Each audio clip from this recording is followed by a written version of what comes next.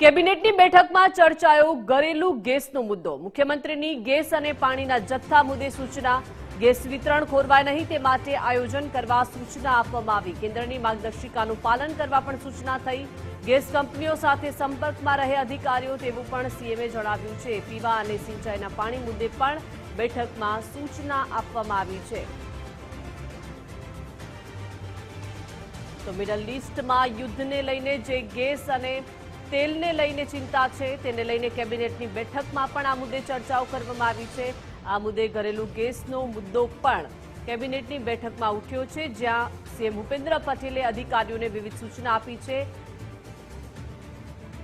વધુ માહિતી સાથે સંવાદદાતા નિકુંજ જોડાઈ ગયા છે। નિકુંજ, યુદ્ધમાં જે ગેસ અને તેલની ચિંતા છે તેને લઈને કેબિનેટમાં પણ તે મુદ્દો ઉઠ્યો છે અને મુખ્યમંત્રીએ વિવિધ અધિકારીઓને સૂચના આપી છે।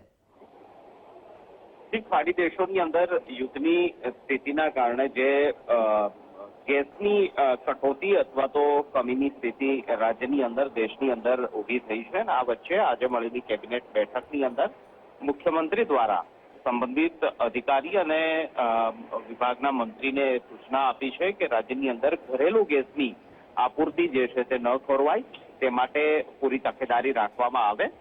ગુજરાતમાં ગેસનો જથ્થો ખોરવાય નહીં તેની સૂચના આપવામાં આવી છે। સાથે જ કેન્દ્ર સરકારની માર્ગદર્શિકાનું પણ કડકપણે પાલન કરવા માટે મુખ્યમંત્રીએ સૂચના આપી છે।